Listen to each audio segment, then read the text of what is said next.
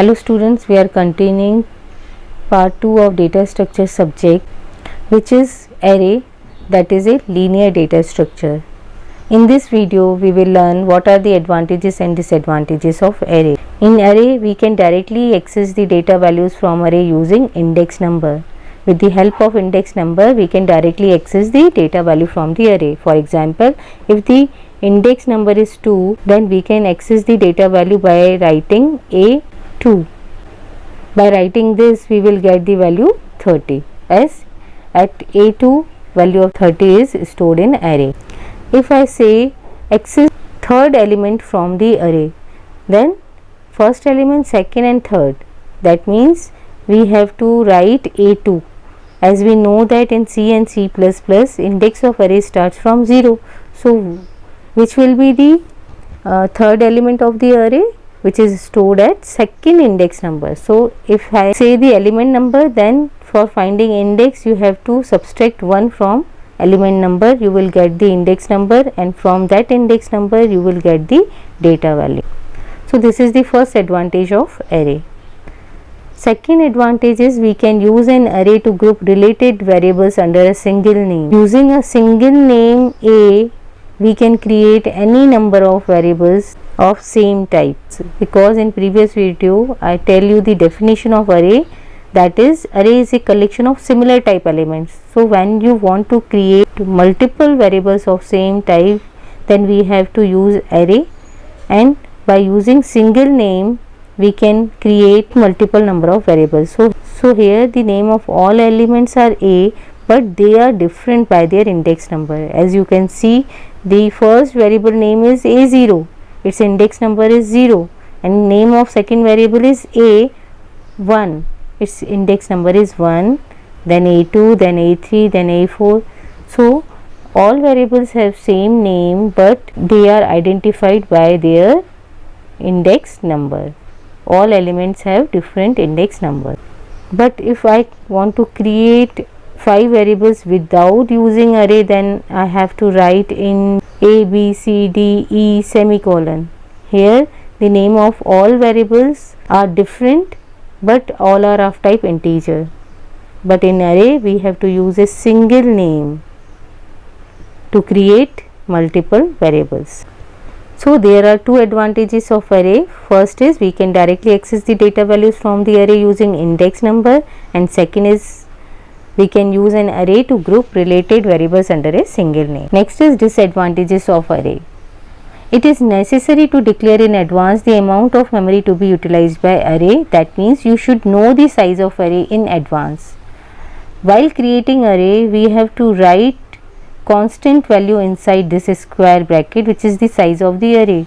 You should know the size of array in advance. You cannot write variable inside this array, because this is a static memory allocation of array, in which compiler will allocate memory to array at compile time, not at runtime. For runtime memory allocation we have to use new operator in C++ and malloc and calloc function in C programming language. But as here we use static memory allocation, so we have to know the size of array in advance. If I don't know the size of array, then I will randomly write any constant number inside this square brackets. This may cause wastage of memory or shortage of memory, because I don't know the exact size of array. This is the first drawback of array. Second drawback of array is array requires consecutive memory location, which is sometimes not possible if size of array is too large. For example, if I want to create integer array of size 1 lakh, so contiguous memory block required for this array is equals to 1 lakh into 2.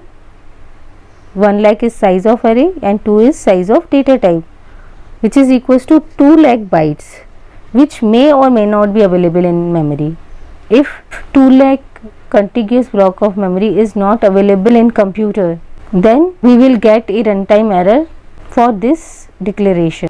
Next disadvantage of array is insertion and deletion of elements becomes complicated due to sequential nature. As we know that in array elements are stored in sequential order, So when you want to insert or delete any element inside the array, you have to perform shifting. Insertion operation requires to shift the elements downwards and deletion operations requires to shift the elements upwards. For example, this is an integer array, contains 3 values 1, 2, 8, and I want to insert 3 at second index number. So what I have to do? I have to shift this 8 downwards so that 3 will be inserted at index number second. So while performing insert operation, we have to shift the elements downwards. Here there is only one shifting of element, only 8 is shifted downwards, but after 8 there are 10 elements and I want to insert 2 at index number 2, then what I have to do? I have to shift all these 11 numbers, 10 plus 1, 11 numbers downwards. After that I can insert 3 at this location. So this is a time consuming process. That's why I said the insertion and deletion of elements are complicated. As you can see, for deletion in array we have to shift elements upwards. For example, this is a array having 4 elements 1, 2, 8, 9. Want to delete 2, then what I have to do? I have to shift first 8 at index number 1, then 9 at index number 2. So I have to shift all the elements after the 2 upwards direction, which is also a time consuming process. So insertion and deletion in array is time consuming process. So to remove the drawbacks of array, linked list concept was introduced, which we will study in part 3 of data structure subject. In next video we will learn what is two-dimensional array, and two-dimensional array is also called as matrix. Thank you.